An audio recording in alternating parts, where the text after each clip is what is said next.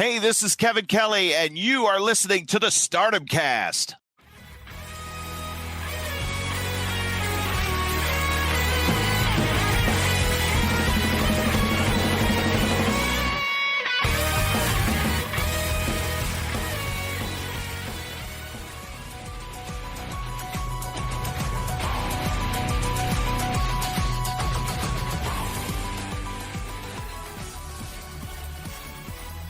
Hello everyone and welcome to the Marigold Standard. This is the podcast. We talk all things about the fantastic, brand new, red hot professional wrestling company that is Dream Star Fighting Marigold. I'm your host for this bonus episode, fun size episode. My name is Matt Turner. Folks, we will not be joined by Rob Goodwin today as Rob is on vacation, and what we're going to do today is we're going to take a look back just on one show, the one show that we did not cover just yet. That show took place last week on the 7th of July. Folks, that's what we're going to cover today. Again, this is going to be a little bite-size edition, a little fun-size edition of the Marigold Standard. One thing you need to know about me, folks, if you haven't already, I am a completist. I like to cover each and everything. I have covered every single and podcasted every single Stardom show since I came on the podcast at the end of 2021. And I'm going to cover every single Marigold show and podcast for all you fantastic listeners of the Marigold Standard. So that's what I'm going to do today. You may be saying, wait a minute, Matt, didn't you and Rob just do a YouTube special for the Summer Destiny show just a couple days ago? Why, yes, we did. But we did not cover the show from last week on the 7th of July. So that's what I'm going to do, folks. I'm going to cover the show from the 7th of July. Like I said, folks, I'm a completist. I started watching I'll give you an example. I started watching The Walking Dead, and I wanted to finish it. Even those last 2 or 3 seasons, boy howdy, were really, really tough. So I figured if I'm going to start it, I may as well finish. But wasn't tough was this show to watch from the 7th, because as usual, our friends over at Marigold Wrestling, they put on one heck of a show. So just in case anybody's wondering what my review was or my star ratings were for the show on the 7th, that's what we're going to give for you today, folks. And again, this is going to be a bite-sized episode of the show. There's just a little bit of news we're going to run through. We're going to cover these 5 matches, and then you can go on with your day. But I hope everybody's having a great day today. I hope you're better today than you were yesterday. I hope you're better this week than you were last week. And I hope you're better this month than you were last month, because that's what life is all about, my friends. It's all about self-improvement. So let's get into a little bit of news. And again, this is something that Rob and I did cover on our Summer Destiny review. And boy, howdy, what a show that was. Io and Utami, Miko Ano and Mirai, the Super Flyweight Championship. Of course, Julia versus Sari, one of the best wrestling shows all year that I have seen. And folks, I watch a lot of wrestling, WWE, New Japan, AEW, Stardom, and obviously Marigold, and that was definitely a top 3 or 4 show that I have seen. Just a great way for this company that's only been running about 3 months to hit an absolute home run. And Ryugo Kakakiken, as Mayu would say, inside Sumo Hall, over 3,000 people. So if you have not yet listened to that review, it is on our YouTube channel, and probably by the time this episode drops, it should be on your podcast feed as well. So you can listen to this one and then go right into your Summer Destiny review. Or if you already listened to it, go listen to it again, because Rob and I had a great time. We love doing these live reviews for a lot of different reasons. One, the show is fresh in our head. So we're super excited about it, more than we usually are, for this fantastic Joshi Pro Wrestling that we get to cover on a weekly basis. Plus, it gives us a chance to interact with all of you, the friends and family of the Stardom Cast / Marigold Standard. So again, let's get into a little bit of news. Folks, pro wrestling is rocking and rolling a few days after Christmas. It really, really is.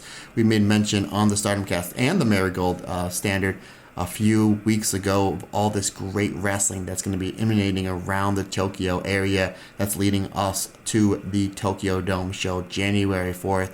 Wrestle Kingdom. Marigold decided to throw their hat in the ring, which the more great wrestling, the better. So just to give you an idea, with what this pro wrestling lineup in Japan looks like. And we know we do have some of our listeners that are contemplating going to these shows, or somebody even sent me a message saying that they are going to these shows.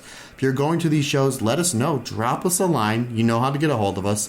I'll plug my social medias at the end. And if you would like to give us like a full review or a review of some of these shows or some of these matches, that'd be great. It's always nice to have a man and a woman on the street inside the arena when this is happening. It makes it look really, really cool. And again, this is something that if this is going to be a yearly thing, that more than likely, fingers crossed, in 2025 going into 2026 that I will be attending. So again, Christmas, I love Christmas. I am such a huge fan of Christmas. Give me the eggnog, give me Rudolph the Red-Nosed Reindeer, give me those terrible Hallmark movies, give me Jingle Bells. I'm a huge fan of Christmas, and the fact that these shows are starting 4 days after Christmas just adds more joy to me to the holiday season. So folks, this is what it's going to look like. Wrestle Kingdom Week schedule. December 29th, Stardom will be at Sumo Hall for their annual big show at the end of the year. More than likely, that'll be Dream Queendom. And then we get January 2nd, Pro Wrestling Matsuri, a joint event with New Japan and Stardom. Then we go to January 3rd, Stardom New Year Dream 2025 at the Tokyo Garden Theater. I believe Rob told me this will be the first pro wrestling show held at the Tokyo Garden Theater. So that'll be cool. Let's see how it's all set up. January 3rd, the very same day, Marigold, First Dream 2025 at Oda Ward City Gym. I wonder if that's the same time. I hope it's not, so this way I can kind of watch one show one time, one another. But regardless, I will find a way to put into my schedule. And of course, we do have January 4th, Wrestle Kingdom 19 inside the Tokyo Dome.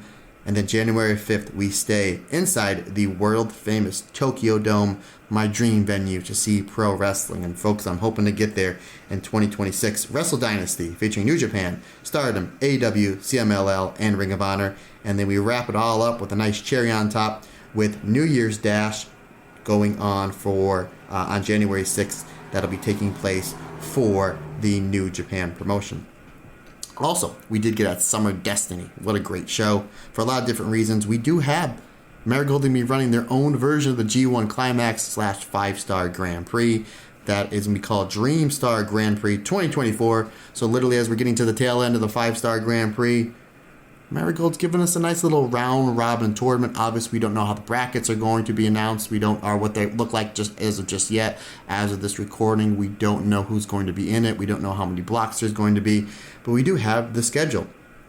Day number 1, there will be 2 shows. There will be an afternoon show and an evening show. That'll take place August 31st, 2024, and that'll be in the Edion Arena Osaka number 2 in Osaka, Japan. So 2 shows right back to back. So that weekend is going to be jammed with the 5-Star Grand Prix and the Marigold Dream Star Grand Prix. That's phenomenal. The more wrestling, the better. We will figure it out when to watch it and to get it up to all you fantastic listeners of our podcast. We go to September 8th. That'll take place in Toyama, the Belfort Toyama Center. We go to the next week, September 14th. That'll be in Shikiba First Ring in Tokyo. 2 days later, in the world-famous Korakuen Hall, September 16th, again, Korakuen Hall in Tokyo. We move on to September 20th, inside the Sendai Pit, another phenomenal venue for wrestling. We go to the very next day, September 21st, in the Moraka City Gymnasium. That'll be in Iwate. And then we go to the 23rd of September, back to Korakuen Hall for what is going to be the penultimate night of this tournament. And then the final night will take place in Nagoya International Civic Center, the 28th of September. So all of August, we have tournament wrestling, 5-Star Grand Prix. All of September, tournament wrestling, Dream Star Grand Prix from Marigold. And again, folks, this is the reason why I say you don't have to pick and choose what professional wrestling company you have to watch. I know there's like a 10% part of our audience that when these rosters kind of split, not even really split, there's only a handful of wrestlers that went over to Marigold, that they pick and choose. They're like, no, I'm going to support Rossi and go at Marigold, or I'm not going to watch anything that Marigold does, I'm staying loyal to Stardom. And again, folks, that's your choice. You can do what you want. I would never tell anybody how to live their life or make certain options when it comes to pro wrestling. But you can watch both. You really can. Why not? The more the merrier. We're going to get 2 fantastic tournaments back to back. You don't have to pick and choose. You can say what matches you like better, what tournament that you like better. That's fine. But why not watch it all? that's obviously what myself and Mr. Rob Goodwin do. And then we do a podcast about it, and we greatly appreciate your support there. But, yeah, why not watch it all? Because that's what I'm going to do. Guess what? I'm going to watch SummerSlam. I'm going to watch All In. I'm going to watch as much as I can of this New Japan G1 Climax. I'm going to watch all these fantastic Stardom shows coming up, all these fantastic Marigold shows coming up. So no reason to pick and choose, folks. Again, the biggest problem we have as wrestling fans is there's only 24 hours in a day. That's why I'm a time fanatic, so I can squeeze as much of this as I can get in. Okay, folks, again, that's just a little bit of news, and I know myself and Rob, we cover that on the Summer Destiny review. I just kind of want to touch base there.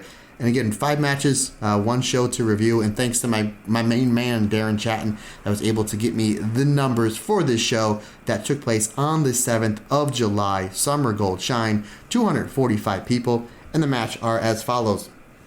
Match number 1 saw Koki Amare defeat Komomo Maname with a spine buster into a jackknife pin for a 3 count. Just going to go again, five matches, folks. We're just going to kind of go through the highlights. I'll give my star ratings. So Koki hits a series of drop kicks to start the match out. Manami, I'm going to keep this simple. Manami hits a series of drop kicks to start the match out. Amare is able to come back with with a really stiff running boot and a high Boston Crab.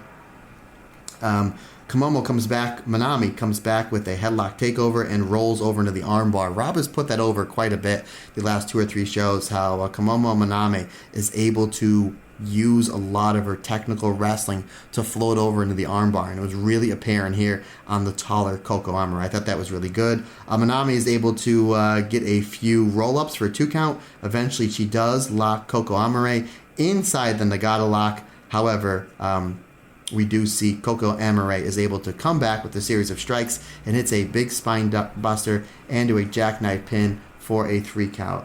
Really, really good stuff there. And again, 3 3/4 stars. In my opinion, this was Komomo Maname's best outing yet. She seems to get better each and every time. And a really good match to start this show off. I'm a big fan of that ECW style pay-per-views where they would always start the match out like one of their big advertised matches and a hot match to get the crowd invested into the show.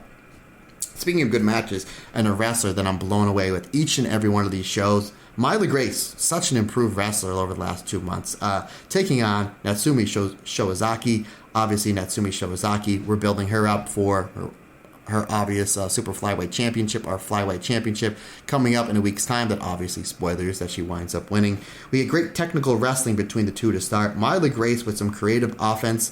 Myla does a schoolboy or schoolgirl, and she's able to float that over into the Border City stretch. Shouts out to one of my favorite wrestlers to watch and to be on shows with, one Alex Shelley. Alex Shelley's just, I can't even tell you how many shows in Ring of Honor and IW Mid-South and random indies I've been on him with, and he's just so great, like one of the best technical wrestlers of this generation.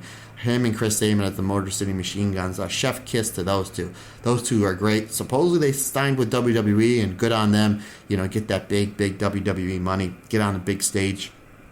And just so giving with his time, where he would tell and I know I'm getting off a track, he'd tell stories about working Minoru Suzuki and being on shows or being in tag matches with Jushin Liger. And you could ask him each and any question for advice. He was always just so giving with his time to everybody in the locker room. Like one of the best guys I've ever shared a locker room with. Great guy. But anywho, really cool here that we get to see the Border City stretch from Myla Grace, and I've noticed that she's been using that in her matches, which I'm all for. Natsumi is able to lock in an octopus stretch while Myla Grace is in the ropes. Natsumi that locks in a Fujiwara armbar. Eventually, Myla Grace gets out. Natsumi Showazaki hits a big head kick into a fisherman suplex for a 2 count. Myla Grace is able to fire back, but eventually Natsumi is able to put Myla Grace down with a series of strikes and goes to the top rope for the big top rope diving knee bomb for a 3 count. 3 3/4 stars. Really 2 great matches to start out this show.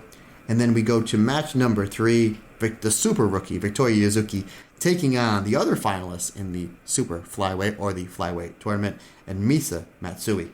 We get a big lockup to start, folks. You know I love me some big lockups. Some high-paced, fast-paced, high-speed action between both these wrestlers, which leads me to tell me if Victoria Yuzuki wants a shot at that flyweight championship, or she wants to go in that division. I got no problem with that because she was able to keep up with Misa Matsui, the speed star, in every aspect of that style of wrestling. We get some really great selling from Victoria Yuzuki as Misa Matsui locks in the stretch muffler. I thought that was great. Yuzuki is able to come back with a series of judo throws and transitions that into a Northern Light suplex that scores her a 2 count. Misa is able to come back with a series of strikes and a missile dropkick that scores Misa a 2 count. And then we do get to see Misa hitting the, I believe it's called the Maui Plex for a 2 count. I know Sonny, friend of the show, and I know Sonny, you're listening. Hello. He calls it every time on these shows, and I keep forgetting. I think that's the name. It's like a cross-leg Northern Light suplex. It's beautifully done. I think that's what it's called. Promise you, brother, I will get it right in the next week or two. Victoria Yuzuki is able to come back with her big finisher, the rolling arrow for a 2 count. We get several near falls back and forth. However, Misa is able to catch Yuzuki in the European clutch for a 3 count. Folks, 3 great matches in a row, 3 star ratings from your Uncle MT at 3 3/4 stars. Really good way to start these shows with 3 matches that almost hit the 4-star rating. This episode is brought to you by BetterHelp. What are your self-care non-negotiables? Maybe you've set aside some time away from social media every day. Maybe you find the time to put on your favourite Mayu Iwatani match. Maybe you never skip leg day or therapy day.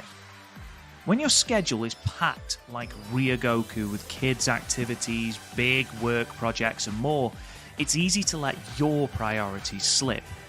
Even when we know what makes us happy, it's hard to make time for it. But when you feel like you have no time for yourself, non-negotiables like therapy are more important than ever. It's so important to make time for yourself, even when life can get so hectic. Therapy is helpful for learning positive coping skills and how to set boundaries. It empowers you to become the best version of yourself. It isn't just for those who've experienced major trauma. If you're thinking of starting therapy, give BetterHelp a try. It's a service that is entirely online, designed to be convenient, flexible, and suited to your schedule.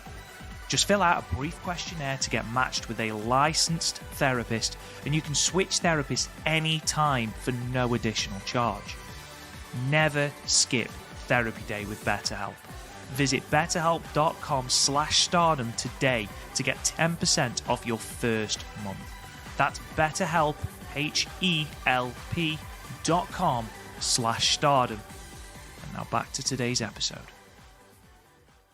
We go to match number 4, the co-main event of this show, as Utami Hayashishita teaming with Mirai to take on Miko Ano and Bozilla. So again, folks, this is the last show that we are seeing before we get to Summer Destiny, which again, I know already happened. We already reviewed it. I'm a completist, folks. But I liked how Utami's in the big main event, or what was the co-main event, the dream match with Io Shirai, Io Sky, whatever you want to call her. And then you have the 3 wrestlers that are all vying for the Pure White Championship: Mirai, Miko Ano, and Bozilla. So I thought that was really, really smart booking here. And easy booking. Again, folks, wrestling, sometimes we look at it, we overcomplicate it. Utami tries to break Bozilla down with headlocks and forearms, but obviously Bozilla is not having it. Mirai throws some thunder lariats to Miko Ano. Miko hits a big kick to Mirai. Miko then is able to once this match breaks down, it basically becomes another singles match with Mirai and Miko Ano. Again, that's what we're building to. That's what we built for on the 3 60-minute time limit draws. Not 60 minutes a piece, 20 minutes each, 20 times 3 is 60 minutes. Basically, that's what we built to, and then we're getting in here again, which I thought was great. Miko hits a huge dropkick to Utami. Utami is able to come back with a big Samoan drop and 2 German suplexes. Utami versus Miko Ano. Obviously, that's a match I want to see. Utami is able to hit a German suplex onto Bozilla for a 2 count, which I thought was really, really cool. Mirai is able to come in, starts breaking down Bozilla with some strikes and some lariats. She locks Bozilla in a neck crank. Bozilla hits a big slam to Mirai. Miko is able to come back in. She hits a fall-away bridging slam. Think of the Scott Hall fall-away slam, but bridges with it. I thought that was really cool. Something new in her arsenal. She hits that fall-away bridging slam for a 2 count. We get a lariat and a forearm fest with Miko Ano and Mirai. Mirai and Utami start. They eventually get up on Miko Ano. They have really good chemistry here. Again, they were in Stardom for a couple of years. Mirai and Utami hit a lariat sandwich onto Miko Ano. Miko Ano is able to fight back when Bozilla comes in and basically kind of negates Utami Hayashista's offense here. So Utami and Bozilla kind of isolated on the outside. We're getting the countdown. As we hear so much in these Mirai's versus Miko Ano matches. We have Mirai and Miko Ano really going back and forth. Eventually, Miko Ano hits the Styles Clash on Mirai. However, it's about 5 seconds too late as the bell rings. This was a great match. It was really cool to see Utami really take it to Bozilla. We haven't seen any cracks in Bozilla's game, and Utami really took it to her. Like her and Mirai were trying to break her down with the lariats, with the forearms, with the... even in the beginning with the headlocks from Utami trying something different. And then she decides, I'd throw a really good German suplex, one of the best German suplexes in wrestling. Tommy is very, very strong pro wrestler, very great at the core strength, and then hits Bozilla with a German suplex. I thought that was great, a really cool visual. And that's something we now know, that Bozilla can take one of those big, all Japan pro wrestling, Noah King Rhodes, Royal Road style suplexes, especially when you have somebody as phenomenal as Utami Hayashista. But eventually what this was is just another way to build towards, ultimately would be another great match between Mirai and Miko Ano. And again, Rob and I cover this on the Summer Destiny review. That's your first generational rivalry. That's your first big rivalry where you can always go back to it in tag matches, 6-person tag matches, singles matches, maybe on their big tournament coming up in September. Maybe they put these two in the same bracket, and maybe Mirai can finally get a win over one Miko Ano. So, yeah, great stuff. My favorite match of this show. 4 stars for me. Folks, we go to the main event, where we see the team of Nanae Takahashi, Nao Ishikawa, and Mai Sakurai, who obviously will team up to take on LLPWX, again, the show that happened just a few days ago, to take on the team of Nozuka Nozaki, Zeta Steel, and Chiaka. Again, you're basically kind of putting the heels, and we weren't sure where Zeta Steel was going, but considering the fact that she pretty much beat up Myla Grace at the end of her match at Summer Destiny, we know kind of your 3 big heels are Chiaki, Nozaki, and Zeta Steel. I'm a big fan of Nanae and Nao as a tag team. They were great here. They were great the shows prior. We're building up a tag division. I think that'd be great for Nao Ishikawa to be learning like from a legend that can still go. And Nanae Takahashi and Mai Sakurai here, she was terrific. Again, we talked about how Mirai, when she left Stardom to come to Marigold, she's somebody that can main event just about any show. Mai Sakurai, who was somebody that was middle card at best. I know that sounds like a knock, but hold on. Was middle card at best in Stardom. Feels like somebody that can main event any of these shows, and she's main eventing here. We've seen her main event a handful of these, quote unquote Wrestle Universe shows, and it works. I mean, she's in phenomenal shape. She understands her gimmick, her timing and ring positioning. It wasn't bad when it was in Stardom, but it's better here now. She understands what to do, when to do it, and how to get the crowd to react to get the best reaction out of it. Like, her crowd psychology is on a completely different level here. I really think she was, that time off in between, she left Stardom and Marigold starting to start. My guess is she studied a whole bunch of Kairi Hojo tapes. Because Kairi Hojo in Stardom, as far as crowd psychology, knowing what to do, when to do it, how to do it, and how far to take certain things, is like one of the best I've ever seen in wrestling. Like Kairi, and still great today, but I'm just saying, like Kairi Hojo, especially that Wonder Run, crowd psychology, phenomenal. And for anybody looking to be a wrestler or that is in wrestling that's looking to get their most out of their moves, watch as much Kairi Hojo in Stardom as you can, because she really understands who her character is and how to get the most out of a crowd. Mai Sakurai is like on that level, which is a huge compliment that I can give her.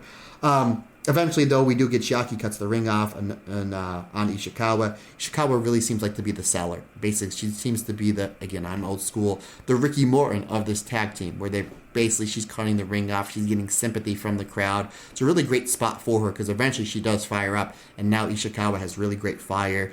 And all this, her taking the heat, it's going to work on her selling. Not that her selling's bad. Her selling is really, really good. I'm really impressed with it.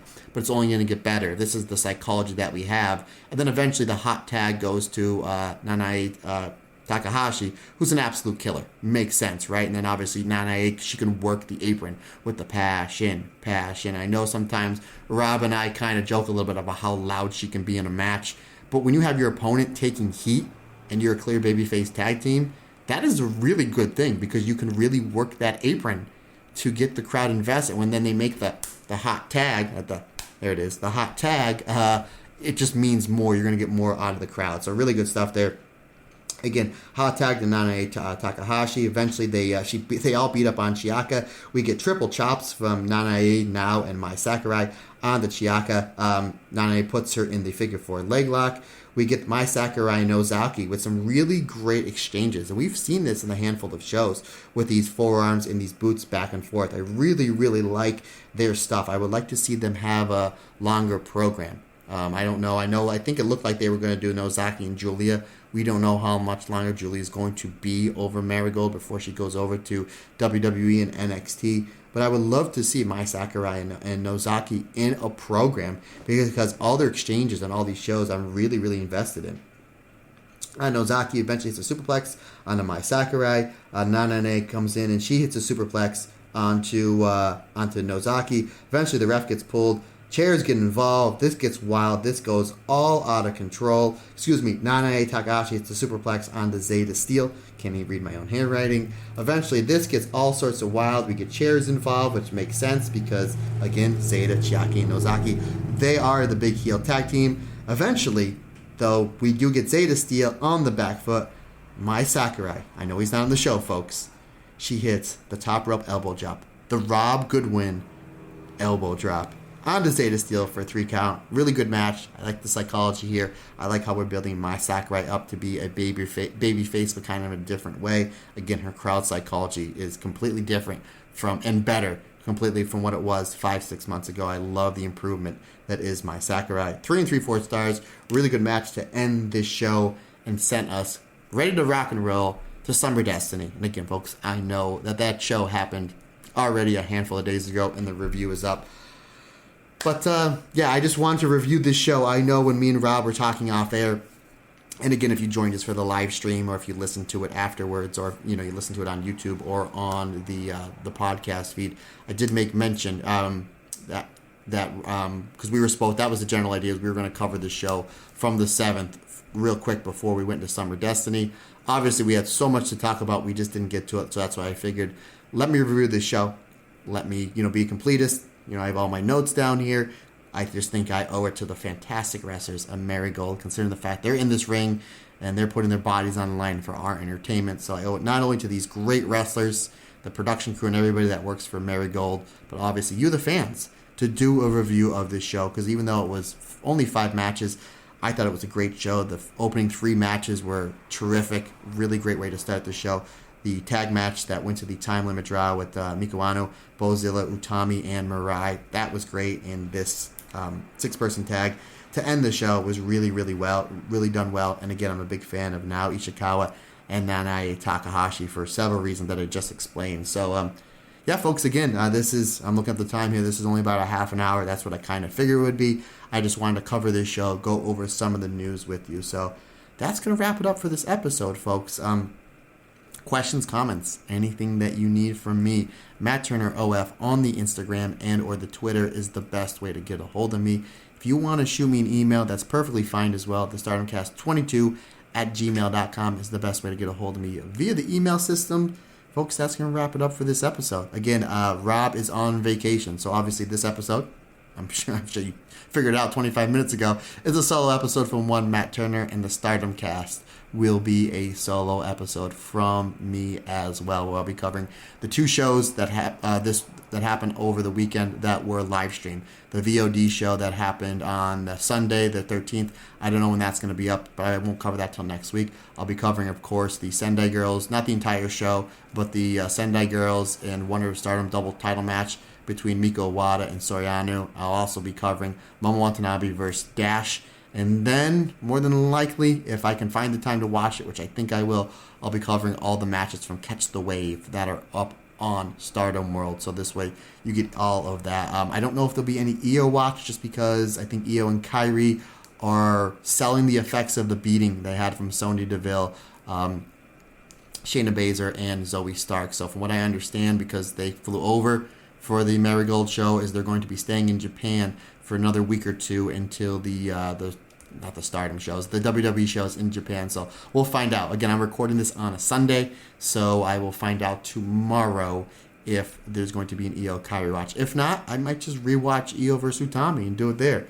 So nice, I'll watch it twice, and then maybe, I won't write down notes. I'll just be sitting there as the huge fan of not only these wrestlers, but pro wrestling I am, and I might do another Io versus Utami review for all you fine folks over at the Stardom Cast. But again, folks, that's going to wrap it up for this episode. We greatly appreciate your support. Can't do it without you. If you have not done so, please go over to Apple Podcasts, leave us a 5-star review and a comment. It really, really helps the algorithm out to get these podcasts out to the masses. And it'll only take you about 20 or 30 seconds. And it really, just that little bit of help will really, really help us out to keep pushing this podcast and get this podcast out and Joshi Pro Wrestling out to the ears and eyes to the people that have never seen it, because they will be blown away by what's going on, not only in the Stardom ring, but of course the Marigold ring as well. So folks, that's going to wrap it up for this episode. I appreciate your time. Like I always say, folks, just not my podcast. It's our podcast, because we're all together, and everyone's different, everyone's special.